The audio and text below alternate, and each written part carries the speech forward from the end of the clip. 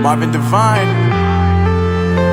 I'm saying bye to all the lies and all the times you cried, saying that I wasn't right, yet I was right by your side. You manipulator, playing games, your friends commentators, and I don't know what you say about our private conversations, but it's got them hating. Thanks to all the rumors you be claiming. It's cool, I'm done with you, so they can throw you a celebration. You gon' hate it when you see me with somebody living better. I'm trying to tell you that me just doing me gon' have you jealous.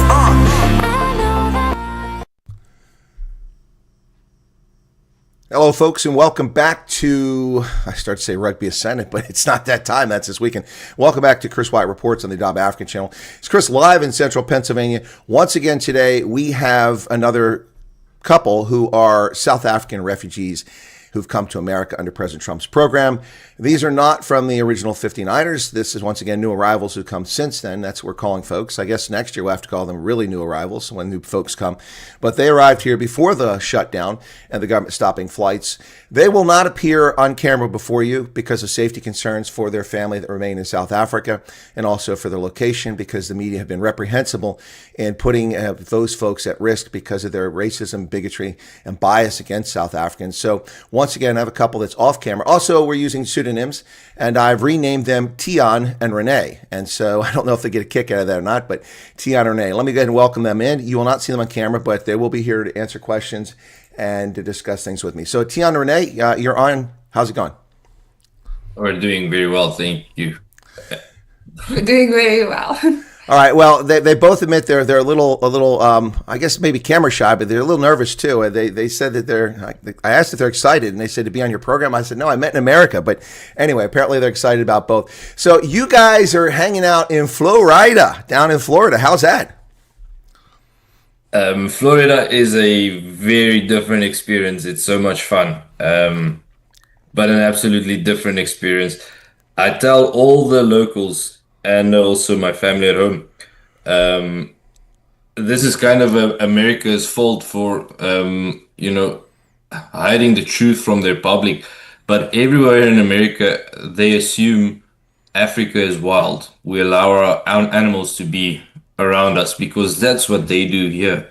It's crazy. They just allow wild animals everywhere. They love being with it. The nature is all over.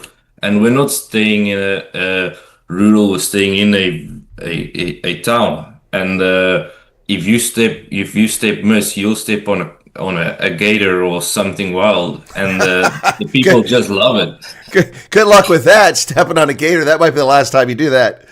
Yeah, the people really love nature here. The way they love nature, they assume everybody loves nature, and that's why the Americans believe in Africa we live amongst lions and cheetahs, which we don't. I have to tell them all the time, our well is either in captive protection parks or in cages. We don't allow these dangerous dinosaurs and stuff all over us.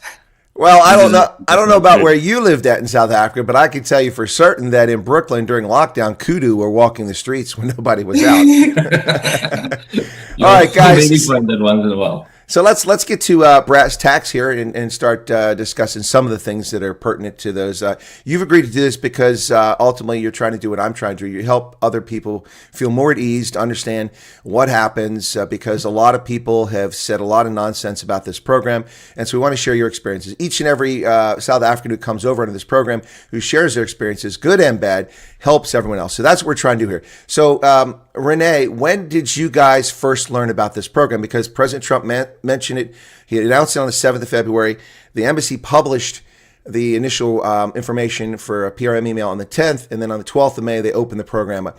I covered this on the 7th of February, 2 hours after President Trump announced it. When did you guys hear about it, and how did you hear about it? We heard about it on the news, and we heard about it immediately. On the 7th of February, we started following the developments on the program. And where did you go for resources? Did you go to the embassy website? Did you go to News 24? I mean, how did you find? I mean, obviously you had to find more information about it other than just the fact it was announced. No, we have been following you since the beginning. Oh, you've been following me since the beginning. Okay, well, that's pretty cool. How did you find me, if I'm curious? It was with the program. So I think it was actually with YouTube suggested you, and then we started Oh, Yeah. no. Oh, YouTube Yeah. suggested my program. I'm coming, Elizabeth. I'm having a heart attack. I can't believe YouTube suggested my video. Wow, that's a shocker. Thank you, YouTube. I presume that you're subscribers to my content. Yes, definitely. Thank goodness. Both of you, hopefully. Anyway, but thank you. All right, so when did you first show an interest in it? Did you send an email into PRM or did you wait until May for the statement of interest? We both sent in emails to PRM, and then we did the statement of interest on the 12th of May as well. All right. Well, then I don't know if you saw my Wimpy video, but it sounds like you also followed my advice, whether you followed it or not, or you've got it elsewhere, because I said, even if you did a PRM email, you should send a statement of interest because we don't know that they're going to go through those anymore. So that worked out. So do you recall about the date that you sent the PRM email in? I think it was on the 12th of February. Okay. All right. So 12th of February, when did you first get contacted by somebody about coming over? Thank you for the super chat, Chantel Pinar.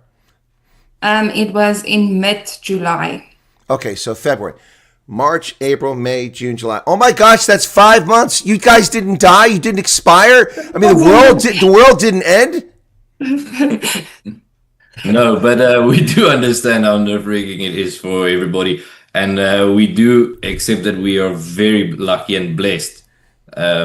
Everything worked out just too perfect for it to almost to be true. It's still unbelievable. Well, Tiaan, I'm not trying to make light of the fact that people are suffering and waiting. I appreciate it and I empathize. But the point I'm trying to make is that some people are just beyond the pale ridiculous about it. They don't even consider for a moment that they're not exactly the only people in the world who are under threat. There are people who are hunted down, raped, and murdered in Darfur and flee to neighboring Chad, people in Sudan who have to flee to Chad, people in South Sudan who flee to Uganda, and people from Somalia. It's a global phenomenon. Our neighbors in Mozambique, Christians' heads are being cut off. That's about a 4-5 hour drive from our house.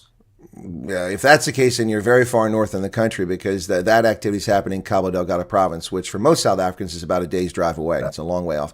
Mozambique is not too far from our house. So for everybody to remember, there's so much stuff going around all over. It's so scary. True. So, but the point I'm trying to make here is that even 5 months, while it's nerve-wracking and difficult, is a drop in the bucket compared to what most refugees go through. And the reason I say this is because there are some people who are disparaging the program and they don't even have any concept of what's going on. Some people are rather demanding and have expectations of entitlement. They should be out. I deserve this. This is mine. Why are you lying to me? That isn't the case. And you guys waited 5 months, which I'm sure was nerve-wracking. I mean, once you got that first, and that's when you got the first contact. But when did you actually come over? What time? In September? August? Yeah, September, mid-September.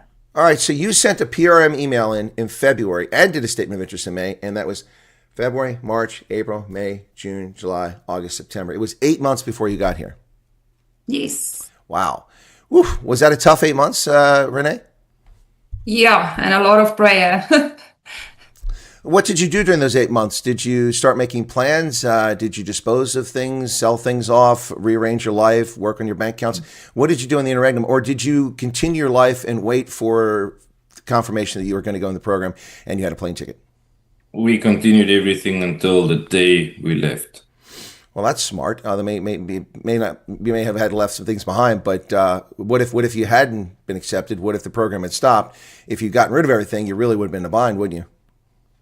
Yes, but also we do realize everything we left behind a lot, but it's nothing compared to what you gain. Just being able to be free, we accepted to leave everything behind. Well, I want to ask Renee, when you got here, did you have to run out to Walmart and buy a bunch of deadbolts and locks, and did you get some razor wire for your residence you're at now? No, actually not. It's quite strange because we only sleep with one lock on the door at night. So, wow. And we did something I swore I'll never do. We bought a car and I had to buy a VW. That's the only one we could, actually afford. And in South Africa, I said I will never in my life drive it, even if they give it to me for free. You won't be able to do groceries. You won't be able to do anything without stressing. Our car's parked in the street. Because there's no garage. Well, in American English, I think it's the same in English. I'm not sure if South Africans use this phrase, but we talk about eating crow. Are you eating a little crow over never buying a VW? Well, okay, let's talk a little bit more about the actual process here. So when you got your response, because yours was, we're not sure. I mean, unless they've told you, we're not sure if it was a PRM email or the statement of interest. Do you know which they responded to? They responded on the statement of interest. Okay, so good thing I suggested that people put a statement of interest in, huh?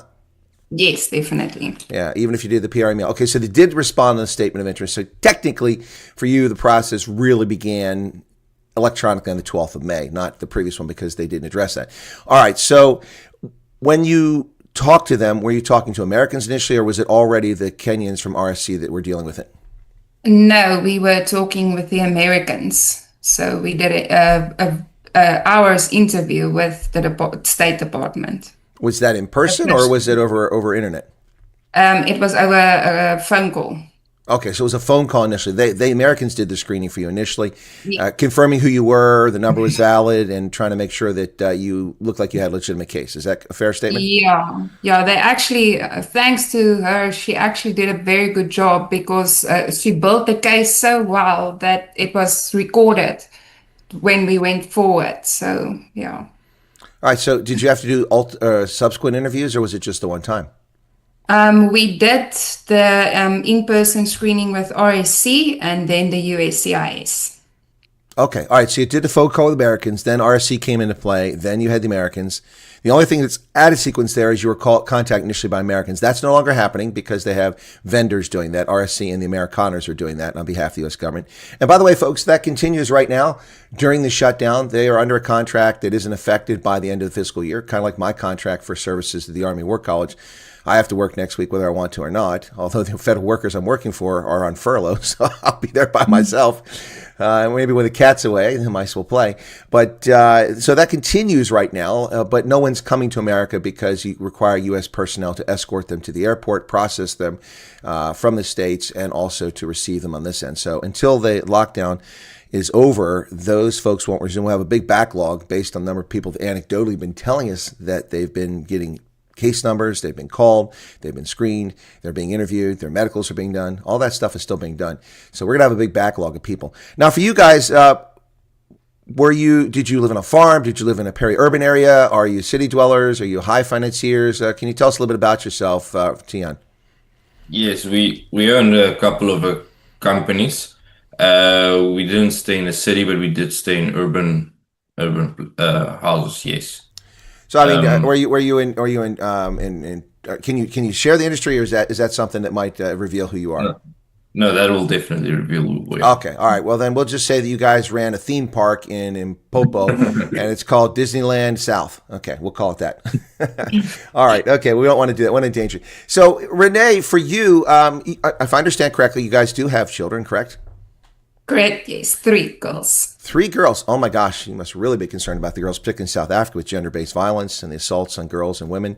They are. How are they doing? Are they adjusting well? I mean, was it a big? I mean, some kids are like, I don't want to leave. My friends are here, and others are like, I want to get out of here. I hate this place. So, what was it like for your daughters? Were they excited? Was it heartbreaking for them to leave family and friends behind? And if so, how have they adjusted? Because you've been here at least a few weeks now. They were, of course, very sad to leave. We all were. No one wants to. If there weren't 3 little girls, then we consider staying and fighting. But for them, we left. They do understand that. But they are adjusting very well. School systems are different, but they're adjusting very well, making good friends, and they're enjoying their time. They miss their friends. They do speak to them often. But yeah, they're adjusting very well. Well, Renee, I can't speak for the quality of the school district that your kids are in, but by and large, American education standards are pretty good despite the bad press we get. What I do need to say this, you're going to have to talk to the girls. I'm sure that they're good performers, but just remind them that 30% is not a passing mark if you want to go to university. You have to do a little bit better than that. Yes, 30% is not a passing mark.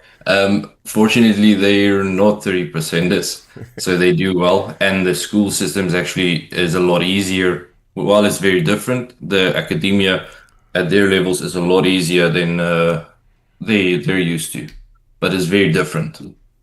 Yeah, In the approach is very different as well. Yes, very different. It's like they explained to us this the schools here they don't do tests. In South Africa we do tests every couple of weeks. You have to pass your exams. Your exams. That's what I'm saying. Exams, Well, that's which they don't do here a lot. that's an They odd school district. I had exams every week when I was in school in Yeah. public. Are they public or private school? Public schools. I was in public school and I had tests every week, particularly in junior high school and high school, every single week. We had quizzes for vocabulary in our English classes. We had exams on the different materials.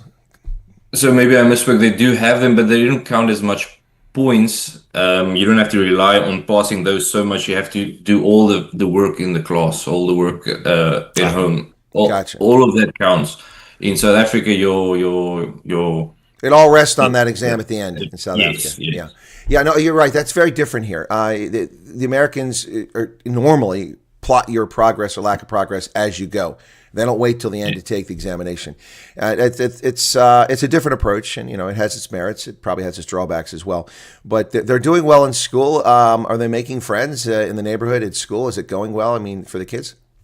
Yes, they actually just started making friends where we're staying. It's like a complex. So they're all the kids are outside in the afternoons riding bicycles now, making friends, and at school as well.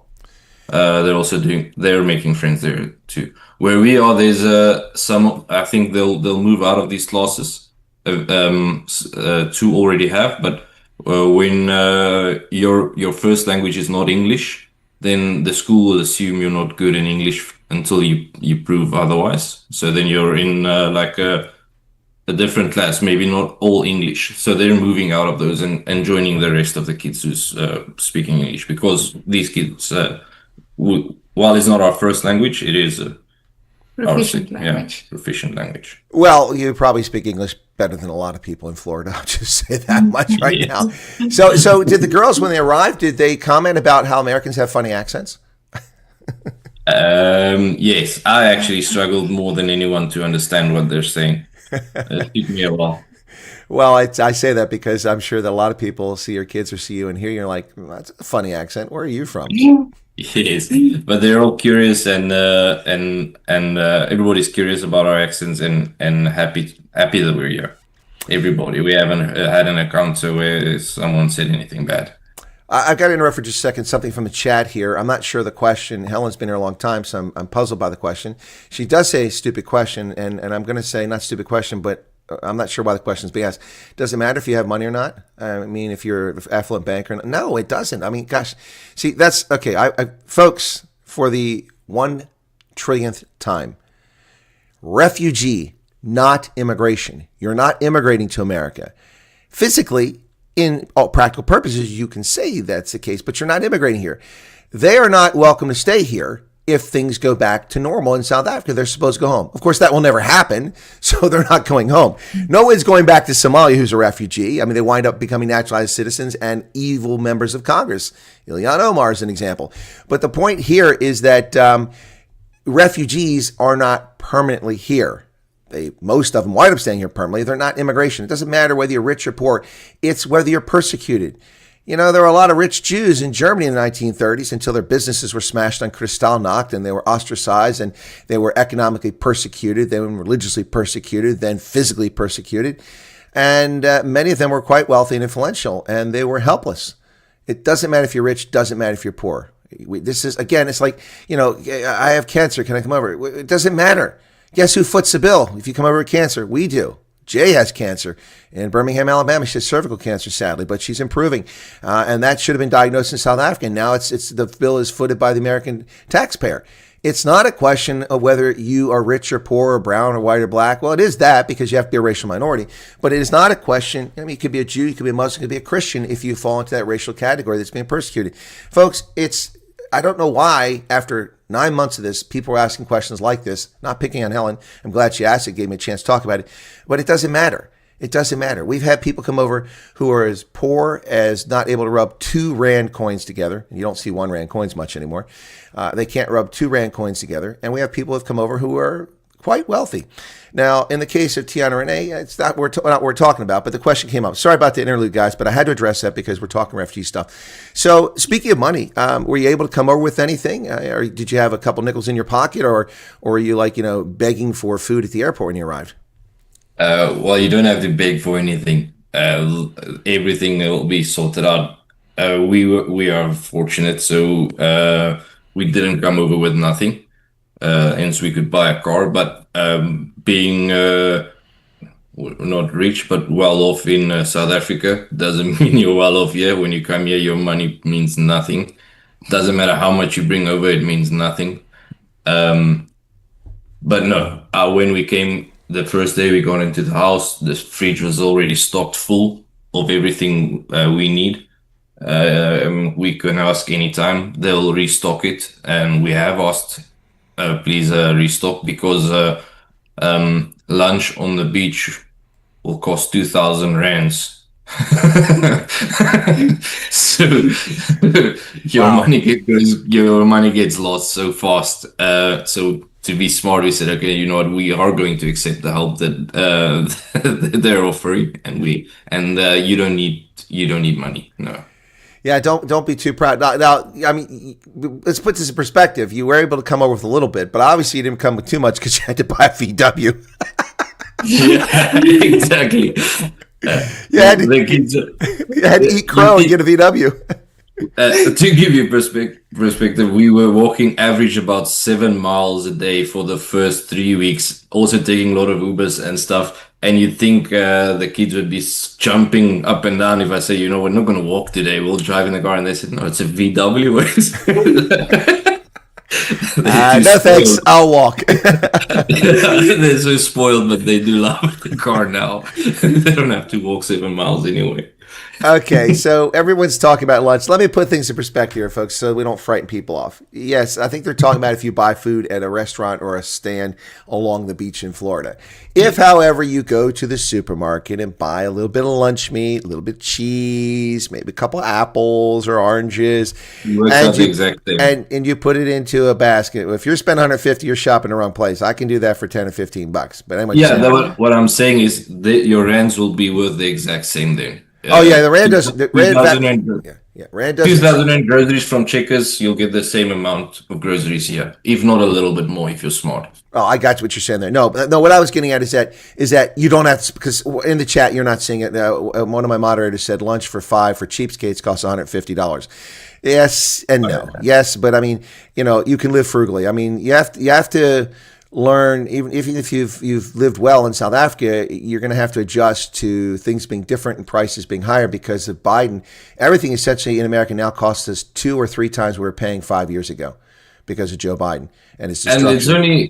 And it's only considered expensive a little while until you get a job and you start earning dollars and you don't count rands. You start earning dollars, you don't count rands, then it's not expensive anymore. Well, I will disagree with that, Tiaan. I'm a retired colonel, and I think it's all expensive. Of course. Yeah. No. Okay. So, all right. So, what about Social Security numbers? Did they? Because now they've started. I understand. I've heard from multiple cases of people. They've started putting the paperwork in for your Social Security number on that side back in South Africa. Did you have to wait till you came here? And if you came here, how long before you got your Social Security number? So that was the reason I asked my wife to reach out, because the previous people you had on, they've been here for a while and still don't have it. We waited less than 2 weeks. We had our Social Security in less than 2 weeks. All right, but you didn't start it in South Africa. No. But the agents will arrange all the you have to go in to start it. So she's already made the appointments. By the time we got here, she gave us 2 days to cool off, picked us up on Monday, said, okay, now we're going to do the socials. And a little bit over a week later, we got all of our paperwork was done in less than 3 weeks. Our permits to work, everything. Gotcha. No, that's not too bad. Star Chaser says Golden Corral's a great value. All you can eat for $15. Yeah, Golden Corral, if you can find one. They used to be ubiquitous. They're not everywhere these days, but Golden Corral. Also, Golden Corral offers, at least they offer free meals to veterans on Veterans Day, which is pretty nice. So Golden Corral's an option for folks there. So you got your search numbers pretty quickly. Are either of you working, or have you looked for work? We've been looking for work almost the day we got here. We started looking for work, and when we got our paperwork, we sent it out to everywhere we could. I'll hopefully start by next week. We're just waiting for my Background checks. background checks. Okay. My background checks. Then I'll be starting unit. The employer's background checks. Yes. Right. Then they'll find out, and then on Friday we'll also hear from other employers. Now that might I don't know how that works in South Africa. I've never applied for work there, but that might sound a little strange to South Africans, especially those into refugee program. They're probably scratching and going, "Wait a second! I thought you had to do background checks to become a refugee." Yes, that's so we let you in the country. You're not a threat. You're safe. You're a safe bet. But someone employs you in the private sector, they have a right to know who they're hiring. So they're going to do background checks to see if you got a criminal record, make sure you're not a murderer, a rapist, a pedo, something like that. You can't exactly put, people convicted of, messing with children in charge of the lunch line at a primary school. That ain't going to work. So, got to do background checks. In your case, it should go pretty quickly. You haven't got a background here, so there's not much to check. Yeah, it should go about 3 or 4 days, and then we'll know. We already know, but it'll take them 3 or 4 days to do everything. Interviews are done, offers are in, so we're just waiting for that. Oh, excellent. So you'll probably be employed very shortly the way things are going. Yes, so now, are you fortunate enough to get into an industry you're working in previously, or are you trying something different because you're just trying to get started? The industry I used to work in is not really prevalent in America. So no, I'm starting in something that I'm used to. But starting new. Our goal is just to get started, and then we'll go from there. We just want to get off the. Here you get like the social security. They help you with everything. We just don't want to be on that program. We want to be on our own, and then we'll start everything as soon as we can. So, Tiaan, you say that you're going to a different industry because your industry is not that prevalent in the U.S. I can attest to that. It's not often we have lion tamer positions in Florida. So, well, you don't need any security services yet. There you go. Well, we do actually. We do. It's just they're a lot less discreet. People don't see them, but we have a large security industry, but not anything even paralleling South Africa. Not even close. I mean, South Africa has 750,000 people working in the private security sector. That's 3 times the size of the cops and then some. So anyway, all right. So what was Renee? What was the most frustrating aspect of this besides waiting on pins and needles to find out if you're coming? Was there any aspect that was difficult or something you had to deal with or something that caught you off guard? I mean, this isn't all roses. This isn't a bed of roses. You're leaving behind your life. You're leaving behind the place that ostensibly you cherish, you grew up in, and you're coming to a place that probably knew very little about other than watching Miami Vice or something like that. What was it like for you? What were the frustrations? There had to be some. Frustrations, not really. Frustrations to leave here or frustrations we have here? That side. Okay, let's talk about. I'm talking about the program itself and leaving South Africa. What frustrations? None. They actually, from the start, everyone treated us very well. And the process, we understand that there's things that has to happen at the back. So we had patience because we also know the people that's that side working hard to get people this side also leave their families and everything here to help us to get to safety. So no frustrations at all. They treated us very, very well from the beginning. Even RCS, they treated us so well. Well, that's a good point that you shared there, Renee, because a lot of people disparaged Refugee Support Center, RCS or RSC. A lot of disparaged them, and some of these people I was appalled at what I heard. What is this? Who are these Kenyans to decide whether we go to America? Well, first off, you're factually wrong. Kenyans don't make any decision. Second, what's your problem with Kenyans processing? You got an issue with that? That's so, and some people have blatantly outright lied at their treatment from RSC. I know their lies because I've checked into it. Now that doesn't mean no one's had a bad experience. You know, everybody has a bad day. You come into work and you're not always up to the task, and sometimes you can be abrupt or brusque with people. But I'm glad to hear that you had a good experience at RSC. I'm not defending them. I'm just defending the truth. I'm just trying to keep the truth out there. So I'm glad that you had a good experience with that. Okay, now you're this side. Okay, so there's got to be some frustrations. I mean, you probably can't find decent biltong. Maybe you can't find the right material to make cook sisters. Maybe you're missing Steven Delon. I don't know. What's going on? No, no frustrations. The only things we see that is frustrating is not willfully ignorant, but the American people, they don't know how Africa is. They all assume like we're this is more to the problems we have at home as well. In Africa, everybody assumes when you have a what you call natives running the country, everybody's just taking so well. They'll look after each other. They don't realize that native leaders will sell their whole family, everything, for a couple of blue Lambos. So they don't know how it is that side. You have to explain. They're all willing to listen and learn. But the media here, I think the work you're doing is very good and should be promoted a lot more to Americans, so they know and understand how it is outside of America. That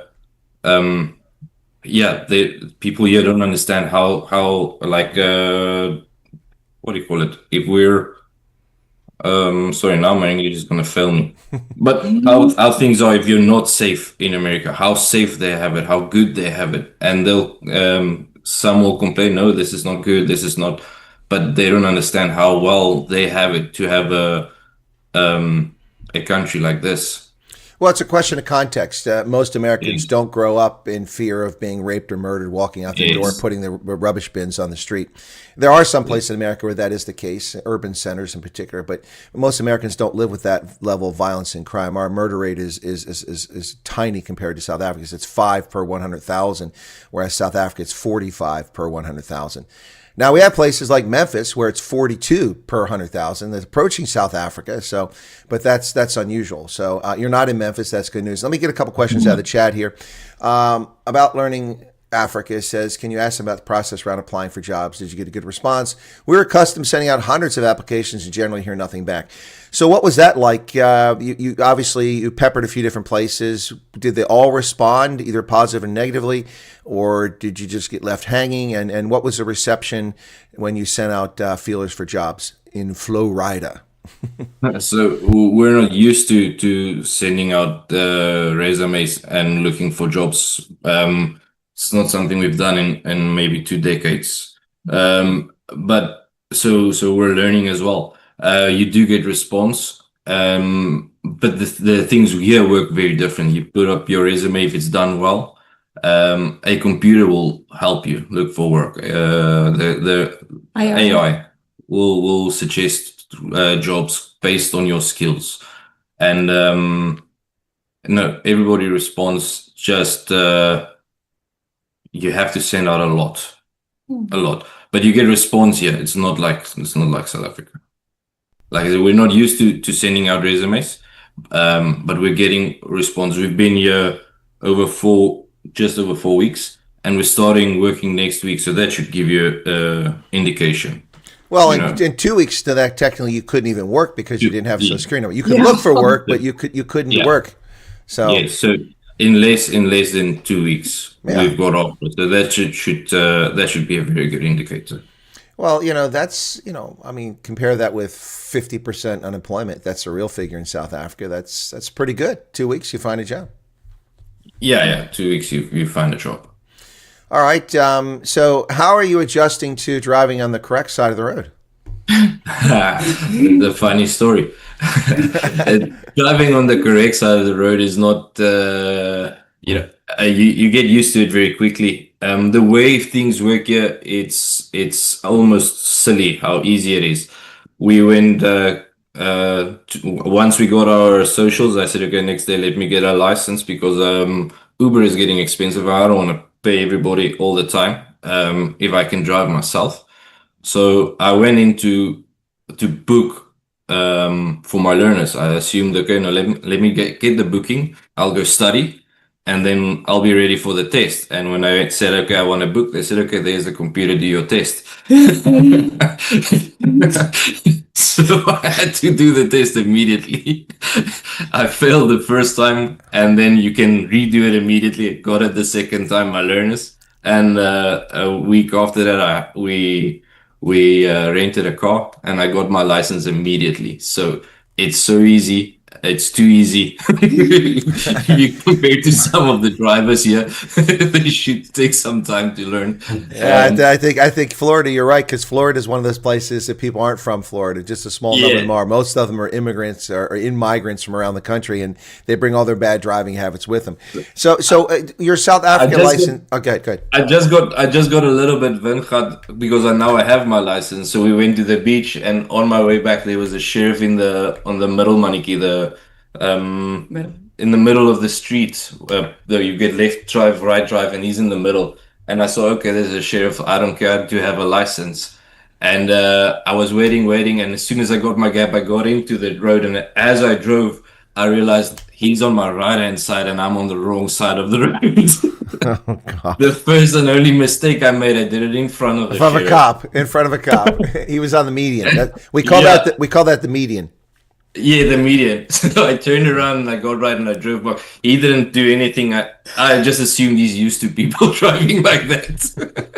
So well, my first and only mistake was in front of a car. Well, during spring break, I'm sure the cops in Florida are definitely used to people doing that, driving the wrong side of the road. So, all right. But the question about your license, because, gosh, people when I started answering questions about this 6 or 8 months ago, it's almost like people like, like they're immigrating. No, you're a refugee.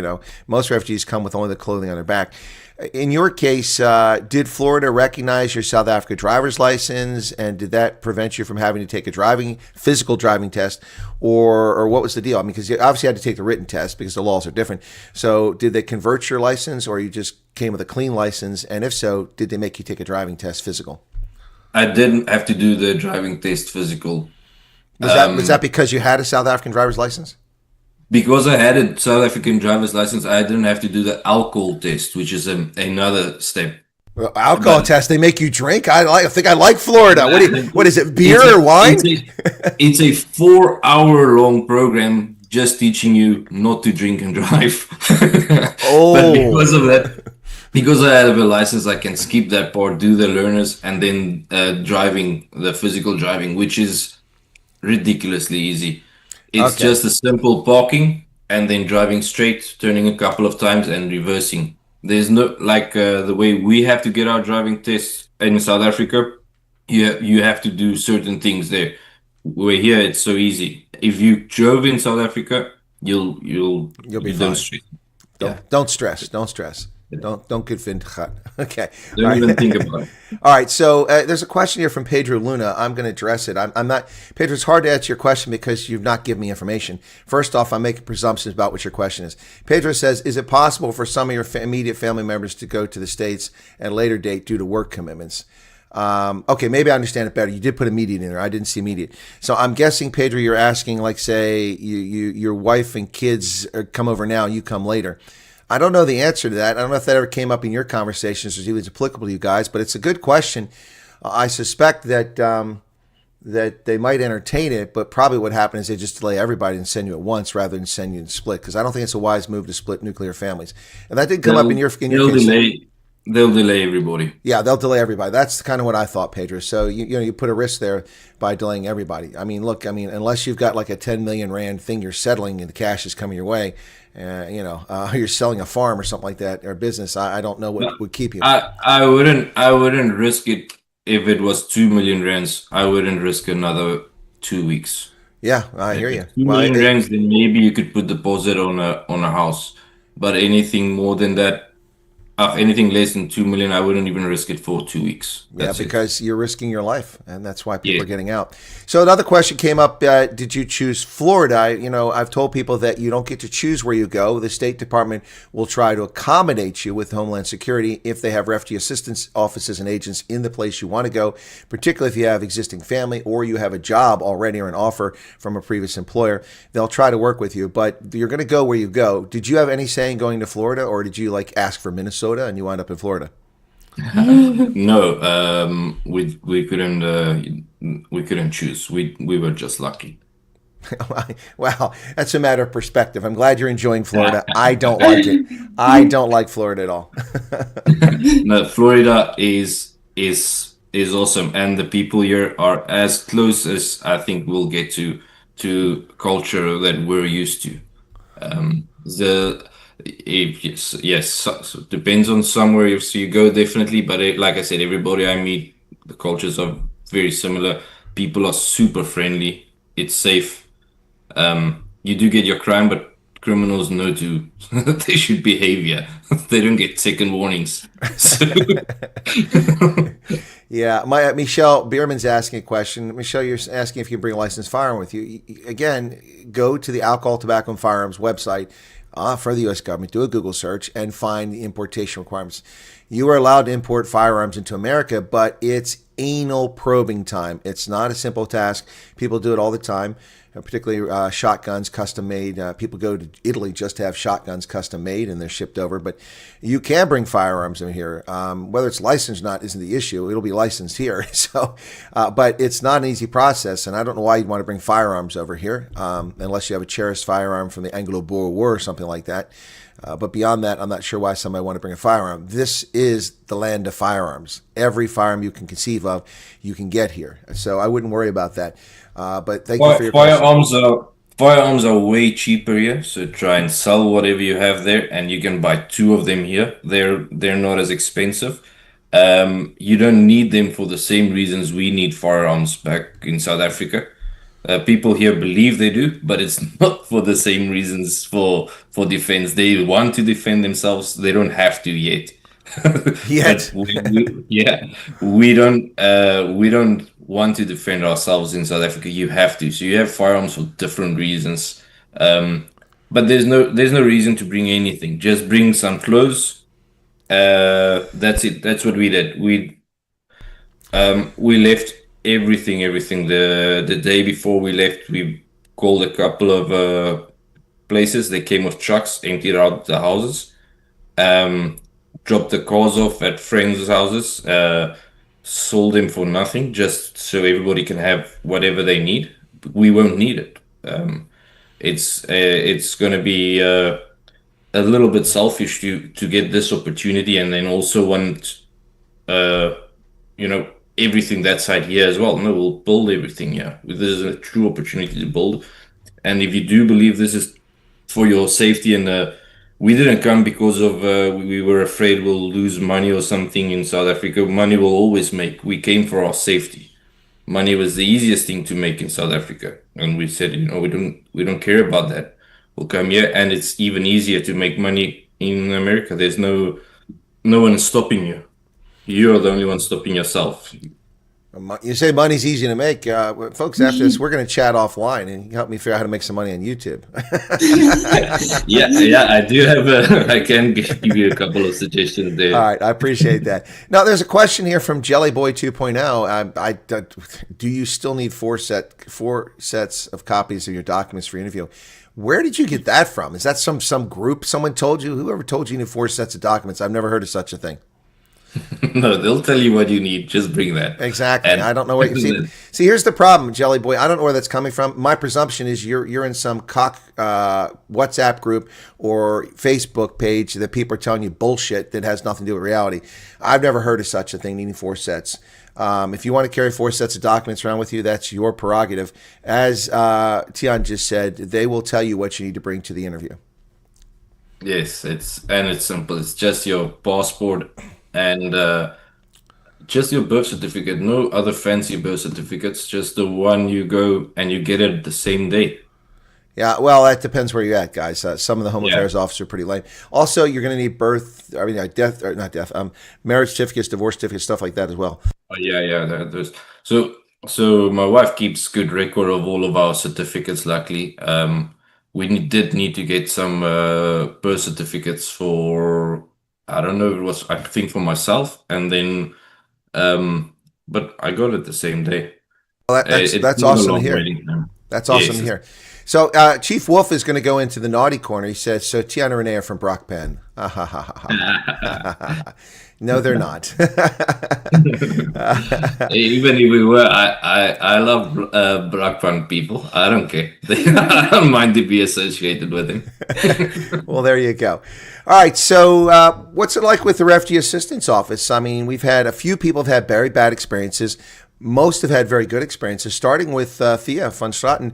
In the very beginning, she was the first to come on and talk to us. Of course, the first interview ever done, despite the lies of BBC. That was done back in Pretoria East and Linwood Bridge. I did an interview with her before the first group even left. And when Thea came on, she's like, it's amazing. I mean, the Refugee Assistance Officer is fantastic. She's in a nice area near a university. Fridge was packed full of food. Then they came 2 days later, gave her more food. She's like, stop, I can't eat all this food, And then, of course, for Willem and Kara, their refugee assistance up in Idaho has been fantastic as well. But we have had trouble with some folks that went to Austin, Texas, who were treated less than ideally, and a family that wound up in Montana that didn't understand what was going on, and I'm not sure why we put them in Montana, not near a refugee assistance office, and so they had some problems. But some of the problems were self-inflicted. But what's your experience been like? It sounds like it's gone well. You said there's food there, that they've got you set up. What was it like? Did they greet you at the airport? They take you to some place? And do you have cultural assimilation classes? Did they help you with your CV, your resume? What's it like? I mean, from what I've seen, these folks can be very helpful. Yeah, they are helpful. My wife is just very fast and savvy, so most of those things like help with the resumes and stuff, by the time they said, okay, it's time to help you, we were already set up. But they were very helpful and very nice. And also there's a community of South Africans here that's been here for their whole lives, 20, 30 years, even longer. And they're such lovely people. With the love we've gotten from them in the past few weeks, it's very hard to describe. Something you don't see in South Africa anymore. You don't see it anymore. This is people who remember South Africa a long time ago. They're still the very same. We get written hand notes with a $10 Walmart card and love notes to welcome us, and people come drive 2 hours just to visit us, meet the kids, make sure everybody's fine. We're too scared to say we need anything at the house, like a toaster. I said, no, it'll be nice to have a toaster. And the next moment, there's a knock on the door with the American take-a-lot, but Amazon. With Amazon dropping off a toaster. Someone dropping whatever we need. People help. So if we need something now, we just, okay, no, just take one, we'll buy it. We're not complaining, because if there's anything, they just help with everything. So the Chief Wolf comment about Brockpound was, he said, because you had mentioned that Florida's like where you came from culturally in South Africa. So he said it must be Brockpound. And that's why. The people are friendly, and they're, well, I don't know, they're wild, like. Well, look, it would be Brockpen unless somebody where you're at in Florida has tigers on their property. I don't know if anybody has tigers. Haven't seen that yet. Yeah, I don't think you're going to see that. So, but crocodiles in their property, yes. Or alligators, yes, and gotcha. All those things, yeah. Gotcha. So people are talking about mobile phones here, folks. If you have a mobile phone in South Africa, GSM, it will work in America.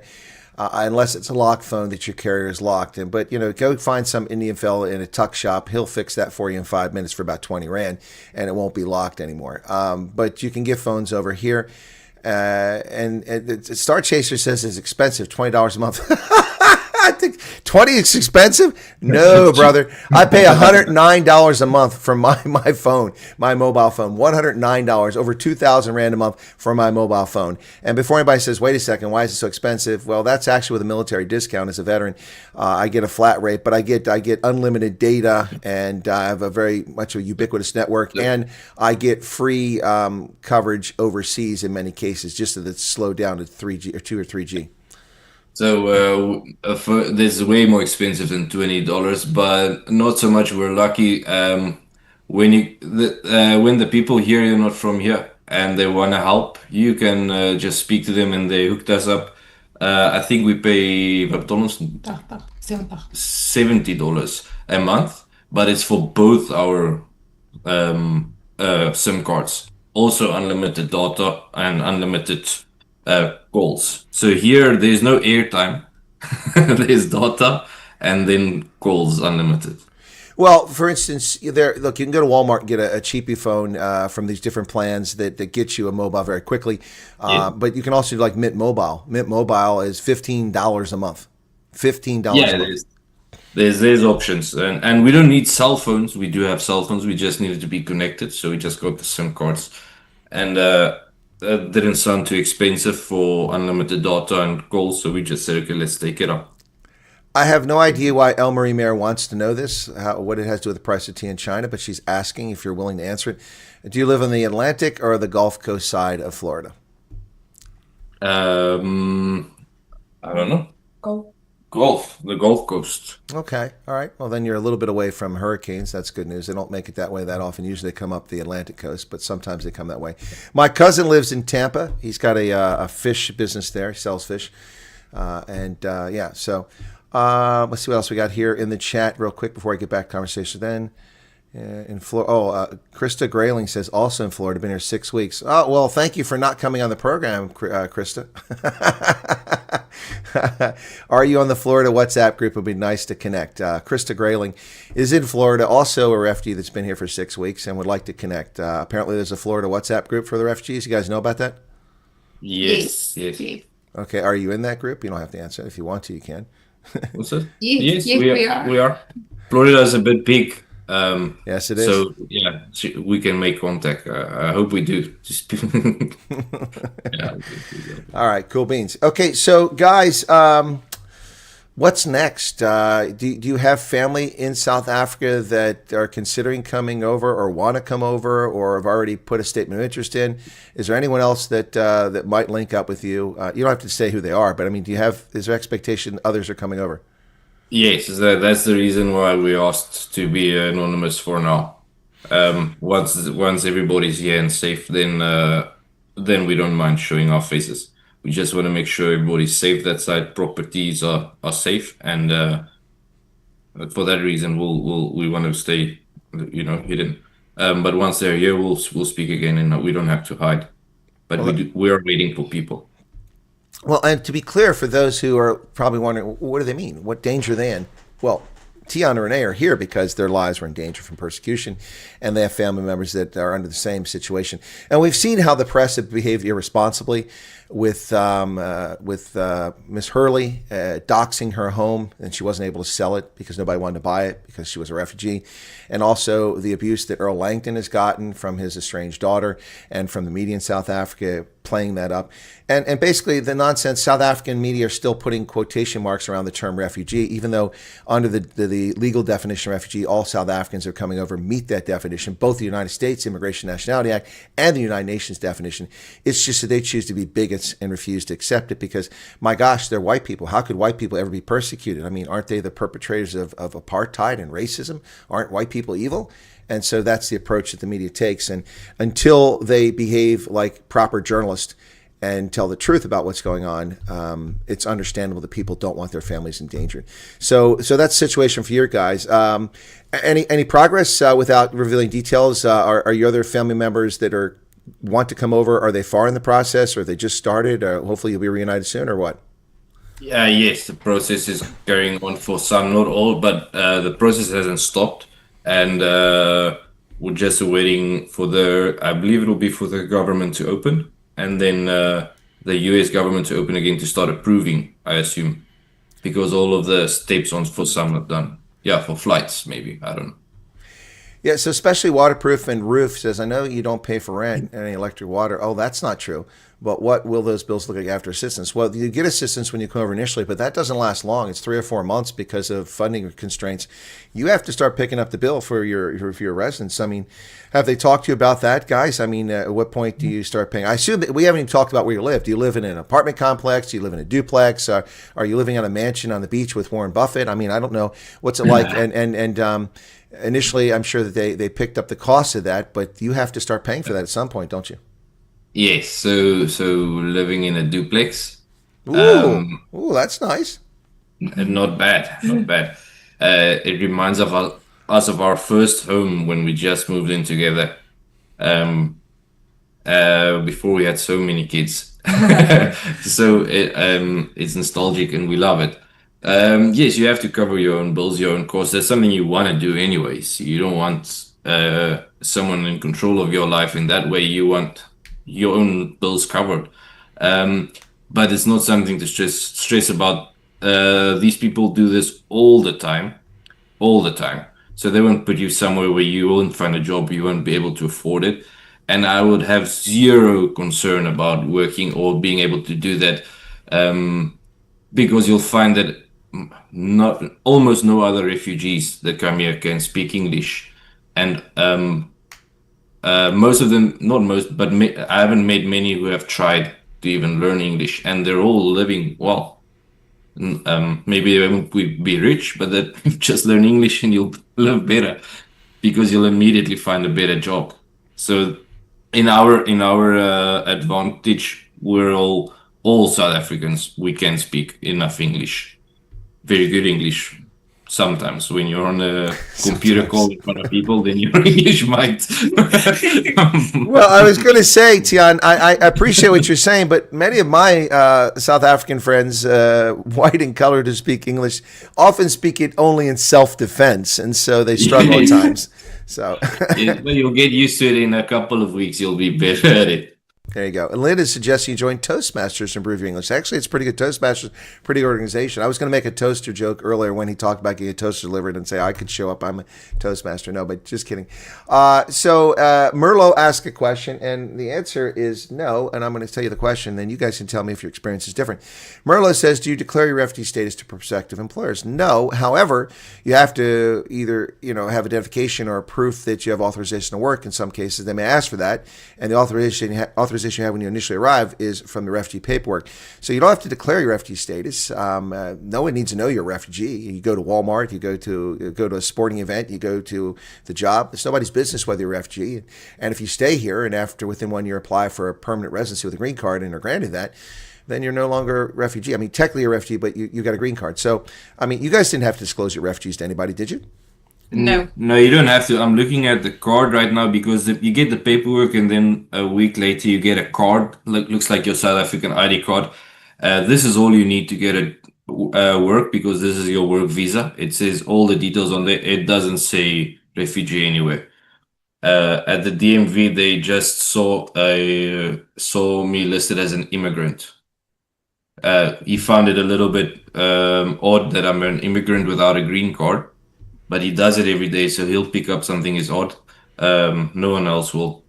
You don't have to disclose it anyway. You don't have to. Yeah, I know. Look, see, this goes back to, I believe, and I don't know if that's the origin of this, but we had the fake news, the lying scumbag media in South Africa had a Canadian immigration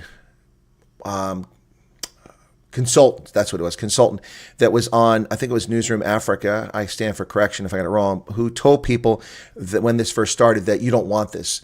Going to America as refugee is a black mark. You can't go anywhere in the world. You'll be banned from traveling anywhere. People look down on refugees. It's a terrible thing. You should never do it. And then, of course, his purpose was to promote coming to Canada, which is what he was doing because he makes a fortune off of sending South Africans to Canada. And he's like, oh, it's much better to come to Canada, yada, yada, yada. That's just fraudulent. It was all lies. And he was mixing up the term asylum with refugee because he's an ignorant ass, didn't know what he's talking about, or he's just being dishonest and he's a fraud. One of the two. Whatever case was, it was unforgivable. And it caused a lot of consternation in the beginning as people thought being a refugee is looked down upon. No. An internationally not recognized refugee, whether you're from Somalia, the DRC, South Africa, Myanmar, is a protected status recognized internationally, and you are not looked down upon. In fact, people normally look upon you with empathy because they know that you've escaped horrible circumstances and that we're providing succor and refuge for you. So, no, far from being a black mark, I'm gonna walk around and say it's a badge of honor. It's certainly not that, but it's no big deal. It's an administrative status. That's all it is. It doesn't count against you. It's no one there will understand it, and you might not even recognize it immediately. But the American people are so weird that once they find out that you've been going through something like that, they want to help. They want to make sure they don't care. It doesn't matter what the media says. Most of the American people don't care the color of your skin or anything like that. They don't want anybody to suffer. They don't want suffering for anybody. No one I've met wants anybody to suffer. So when they know you're a refugee, instead of thinking, oh, you're coming to take anything away from us, they realize you are there, you need help, and they do want to help. Now, Tiaan, you said Americans are so weird. I'm going to attribute that to the fact that you speak English deliciously, because I don't think that was the right word you were searching for. Perhaps you meant to say Americans were somewhat surprising. I didn't expect this of them. Maybe that's surprisingly, yeah. But weird in the terms of, to us, it's not normal, because in South Africa, if you see refugees, you know that many of them, most of them, not most, but many of them, they're not there for the benefit of our country. They're actually hurting it, which can be argued anywhere in the world. But it doesn't seem like American citizens feel that way. It feels like, no, these people are here because this is the country that will save everybody, and you're welcome. Like I said, you won't find it weird at all. But it is. It's not the stance anywhere in the world else other than here. Yeah, there was a comment a few moments ago from Nikki McCormick says, "What a useless propagandist." I remember that guy. She knows who I'm talking about, that Canadian. Yeah, that's the stuff we've been dealing with all along. And guys, that's why we do these conversations. Look, this takes time out of their life, out of my life, and your time for listening to it. So we do this to share the truth with people from different perspectives. Everyone has a different experience. Every South African coming over will have a different experience. Their experience is different than what Thea went through, different than what Charles went through. I mean, Charles landed in Buffalo and he's like, screw this, I want to be a farmer. And next thing you know, he's in South Dakota. And different from Errol Langton, who dealt with a lot of grief because of the way the media covered his story. Different from everyone. The folks who went to Las Vegas, the folks that went to Iowa, everyone has had different experience. Some people get to where they're at. They get a job opportunity offered to them somewhere else because of their skills, and they pick up and move 4 states away, leave the refugee assistance behind, and start their life over. Other people stay tethered to that and they get settled. Some people have good experiences. Some people have a little rocky experience. That's why we do this. Understand that this is not an immigration program. This is a program to save people whose lives are in peril, who are suffering from persecution. And that persecution isn't merely the threat of being killed. It's the threat of being starving to death because you're denied opportunity. You're persecuted while other people get things that you should be getting as well. So I think that's important. Guys, go ahead. And also, many of the large corporations, big companies, doesn't matter what role they hire you in, it does seem like they are incentivized to hire. When you're a refugee, you're on a social security a grant. You're being the government is taking care of you. It does seem like these companies are incentivized to hire you to get you off of that grant, so that you're self-sufficient. You have to answer some tax questions in interviews, which will say, yes, I am getting government assistance and those things. It does seem like those companies will then be incentivized to hire you, so you can get off of the government benefits. So you'll find a work here as long as you're willing to work, and I know everybody will be willing to work. You'll find work here and build upon that. Well, I have to say that anecdotally, I would have to agree that there must be some intent to do that, because I just came back from Twin Falls, which was very much ethnically one particular focus, is being altered dramatically because of mass influx of refugees into that small town. I saw in the closing hours of a family day at Chobani, the yogurt maker, over 600 refugees from around the world. And very few of them were Christians. Almost none of them were white. They're from all over the world. So, yeah, I think that there must be some incentive to get employers to hire people who come of refugee status. And so I understand that. Now, so a question came here. It said about bank accounts. First one here, Capitec.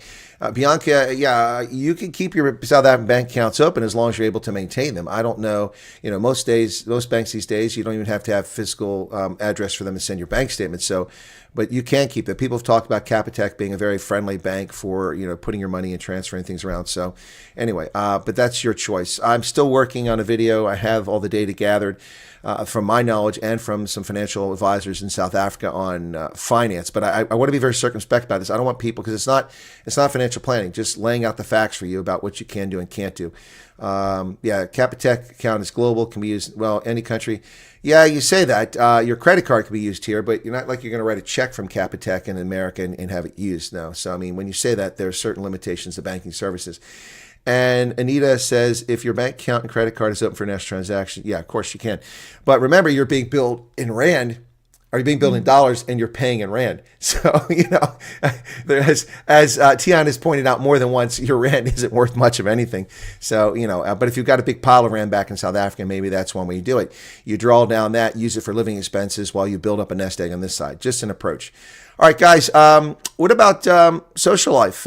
You sent me a lovely photograph of the beach, the sun either rising, well, it must be, I think, setting probably, because where you said you're at. I've put that in the banner for this, the thumbnail.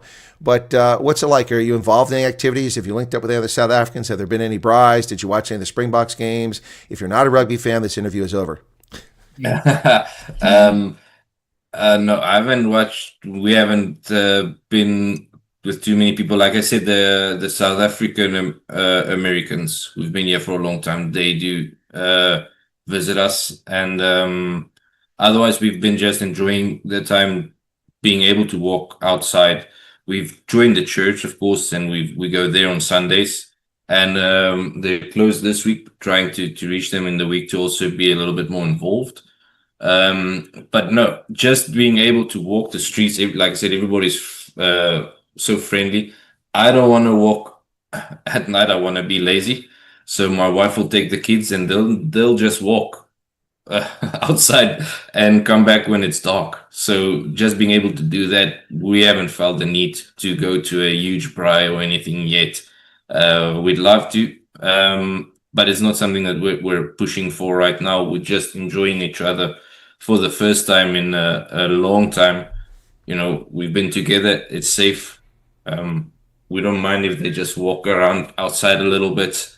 They don't have to be right underneath our feet. The kids I'm talking about, I don't have to see them all the time to know that they are safe. Back in South Africa, we had to see them all the time. Be inside our big gates, behind our big dogs, and behind alarm systems. They were never allowed to do anything. Here, they're just free.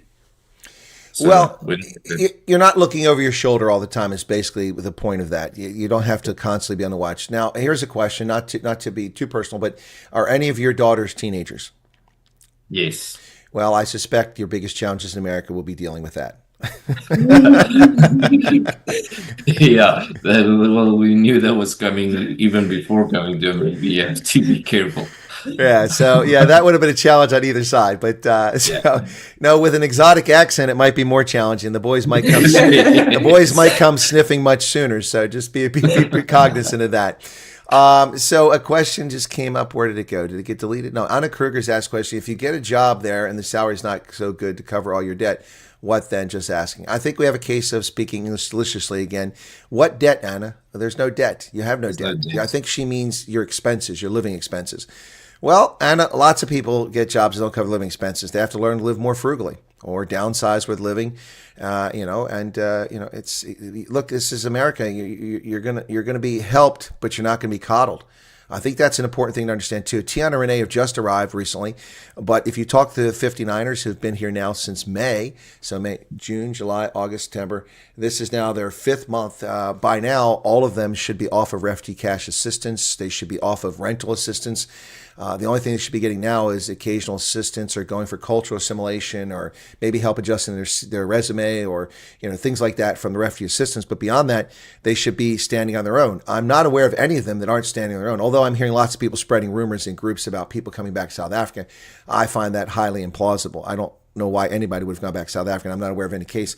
But you're not going to be coddled. I mean, and it's not a responsibility. You have to be an adult and stand on your own 2 feet once you get here. But I think that we're beyond generous in this country, and that as far as covering your living expenses, live within your means.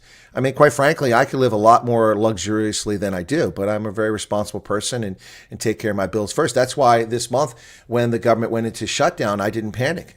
And initially I was under the impression I wouldn't be paid my retirement check because I'm not active duty military and therefore, superfluous from the government's view.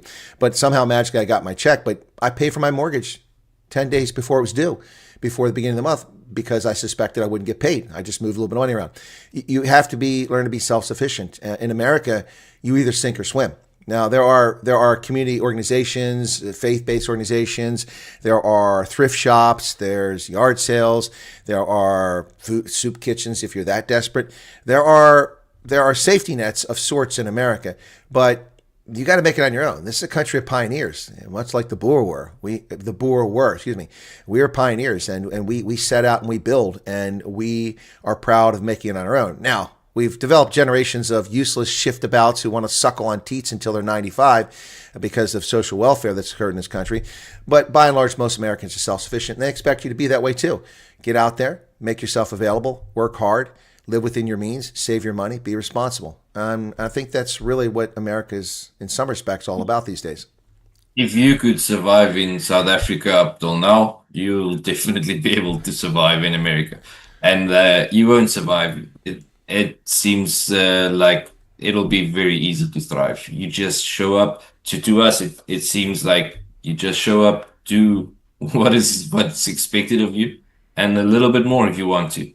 And over here, you can get awarded for working hard. It's not like in South Africa where you have to do your boss's work. No, you do your work, and if you do your boss's work, he'll see it, he'll recognize it, and you can get recognition for your work. So don't stress it out. Don't worry about money. We left everything, Colonel. We didn't bring anything with. We brought a little bit of cash with.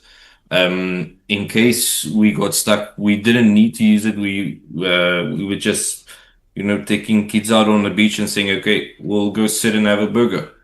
We can afford it, so let's do it. I'm just saying it's rands is worth nothing to the dollars, but even if you come with nothing, it doesn't matter. You don't need it. Just be smart.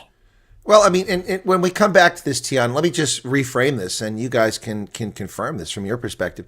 I mean, think about this. 99.9%, well, that number's less than that because we have 300,000 Ukrainians that came over, but normally almost 100% of the people who come to this country are not white. Most aren't Christian. Most can't speak English at all. Yet they come here as refugees, have no idea. They get put in places like Minneapolis. They get put in places like Memphis. They get well, hopefully they don't go to Memphis, but they put all over the country in places not around their kin and not in a place where they would expect them to be comfortable. But please show me the newspaper reports and stories of large numbers of refugees from the developing world who've come to America and gone home because they couldn't make it in America, or who are living off of assistance now after they've been here for 3 or 5 or 7 years. It doesn't exist.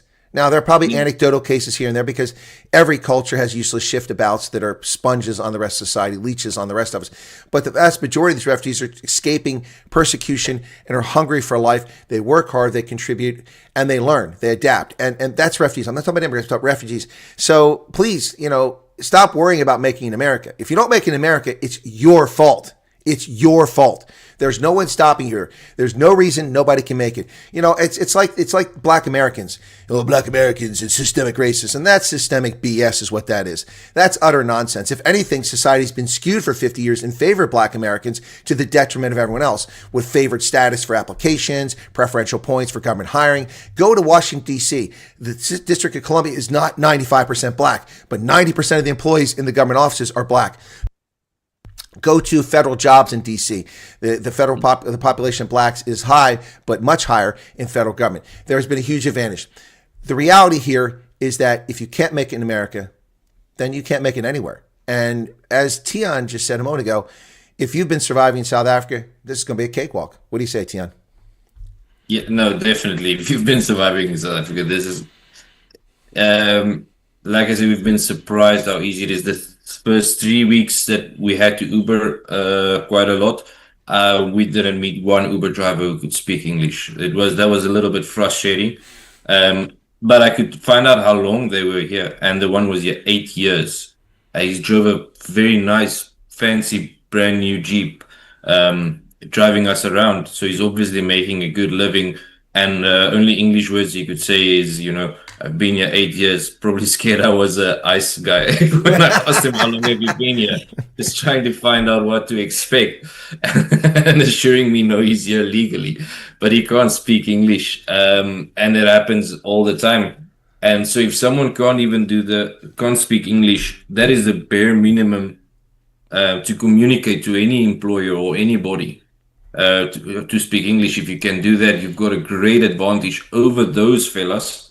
And like I said, it does seem like they're making a good living driving us in nice cars, not driving us in Corollas or something like that, proper expensive cars, which you can only afford if you're making a good living.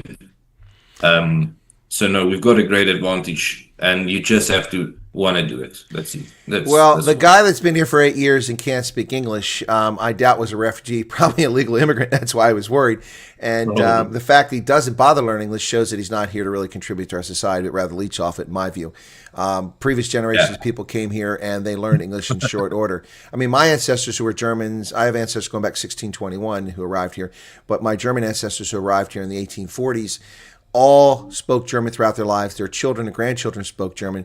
But even the first immigrants spoke English within a few months of arriving. They learned it, they immersed themselves, and they just retained that cultural identity until, Germans were ostracized and treated poorly in the First World War. But back to my story, I didn't finish it. I interrupted myself. With Black Americans, the argument that it's systemically racist society, the problem with that is that we've had over 3 million Africans who've come here as immigrants or refugees since 1990.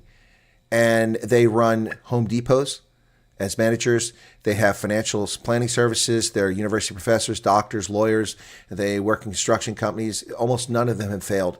So to argue that America is systemically racist when mostly 3 million black people from Africa have come here and succeeded beyond their wildest expectations in very short order. And immigrants, not refugees, but immigrants, but eventually refugees fall in that category. But immigrants tend to have a higher per capita income than people born in America within 5 years of their arrival.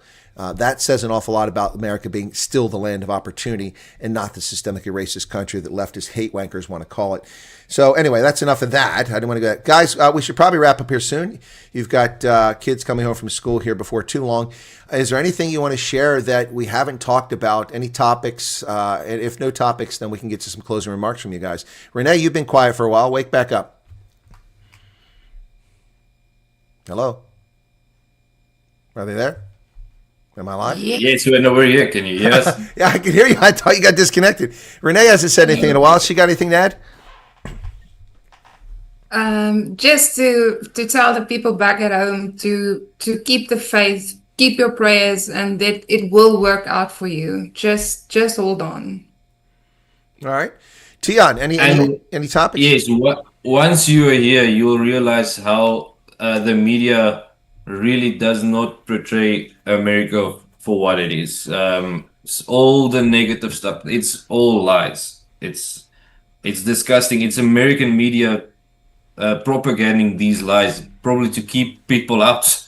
They're keeping the good people out and the wrong people in. I don't know what. But once you're here, it's not like we grew up thinking it's going to be, not like the entire world grew up thinking it's going to be. There's only love here. Even where we live, even if someone doesn't agree, we haven't had many political discussions, but you can see when someone was on a different, you get only 2 political parties here and you can see the difference. And they're all friendly to us, to everybody here. It's not like they're portraying it on the news. They're showing a few small crazy parts. Like they would show a few beautiful parts of South Africa to the world, and not tell them the truth, they're doing the exact opposite here. There's nothing to be afraid of. And if someone has not yet, started doing the program, I know you don't want to endorse people leaving South Africa, but I am. You should not stay there and risk your family's lives, even if you feel like you have to be a patriot and fight. Your family is all you have. Land is nothing. We can buy land here. We'll buy land here. Give us a couple of years, and we'll have land. That's all, and we'll live on it. Not in South Africa where you're too scared to live on your land. You cannot do anything. It's no. I encourage everyone to get out of there. It's not normal. The way we live is not normal. People here think I'm crazy when I explain how we live. When I have to explain how we sleep, I have to be able to see shadows in the corners. I put up the light certain way so I know where everything moves in the house. It's not normal for Americans. They don't understand that you jump and you can't breathe if something falls in the kitchen for any reason, and you assume someone is in the house and you're scared of your life. The people who want to leave because they want to get a better job, you'll struggle. You'll still need to work hard here. Your safety here is the best thing. You don't care about getting a bigger house. You don't care about driving fancy cars. You don't care about all of those things.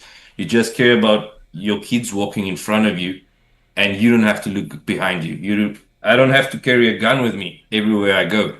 This is the first time in I don't know how long that I don't have a gun with me. Even if I go to the bathroom, I took my gun with me. I don't have to do it yet. I've went into one gun shop because I was curious. I haven't felt the need to purchase one. I don't need it. And having 911 is something that, again, you in South Africa, you will not understand what it means to have 911. For someone to be there, if I say 3 or 4 minutes, some people will take offense because they said no, they should be there in 2 minutes. And we're used to calling, saying we're getting killed, they're here, and they won't show up unless I tell them, you know what, I've killed your booty. You can come pick him up, and then they'll be there immediately. Otherwise, they won't come. It's so different. People don't mess around because they know if someone phones for help will come. Kids are here doing mischief when they knock on the doors and something like that. The neighbor lady asked us, did they do it in your house? We said, no, we didn't hear about it. She said, no, she phoned 911. They came out immediately and they said, no, it's just the kids playing. Ding Dong Beach. Ding Dong Beach.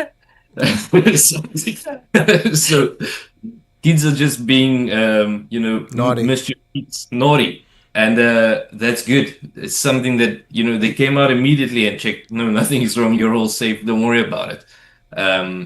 To have that kind of security, it's undescribable.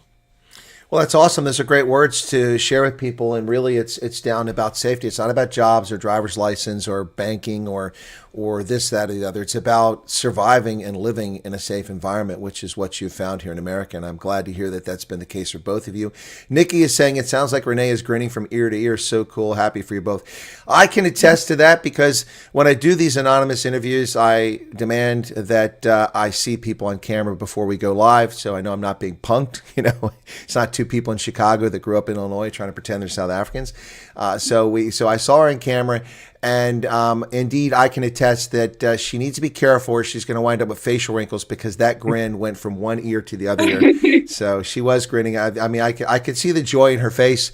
And I'm ashamed that I can't show it to you guys on camera. Maybe when the rest of their kin arrive in America, they'll be comfortable coming on camera, and then you can see that big grin on her face. Hopefully things will still be going well when that happens. But 911, people do respond here. You call the police. In fact, I had a couple years ago, I had put a thumper out in my front yard because I had voles, and those who watch the program for a long time know about the history of the voles at my house. Ugh. Anyway, to frighten them off. It annoys them, and they come up out of the ground and they move on. So I had a thumper in my front yard. Somebody, because they opened up a sidewalk to the park that's adjacent to this small development. And now all these people think, well, here, we'll wander through their yards and let our dogs crap in their yard. So that was going on. So somebody walked by with their pets and heard the thumper. They called 911 to report that an alarm was going off in my house. And so cops came to my house and they're like, we have a report that your alarm is going off. I'm like, I don't have an alarm. There's no alarm in my house. What are you talking about? Anyway, so they do respond, and that's a unique experience for South Africans. You know, sometimes cops in South Africa show up 3 weeks later if you're lucky. If you pay them or if you give them a ride, you might come sooner. Well, thank you guys so much for that. I really appreciate you coming on, especially in such short notice. By the way, Krista, who was here earlier, you went quiet when I said thanks for not coming on. That was a joke. I hope you didn't take offense to it. No one is obliged to come on this program. I was just surprised to see another refugee in Florida that I was unaware of. You're welcome to come on the program and do it in the same fashion, or not come on the program. There's no harm, no foul. We're just trying to make this something that, you see, the more we talk about this, the less the media have a chance to lie about it, because the evidence piles up of the positive experience people are having and what really is going on here.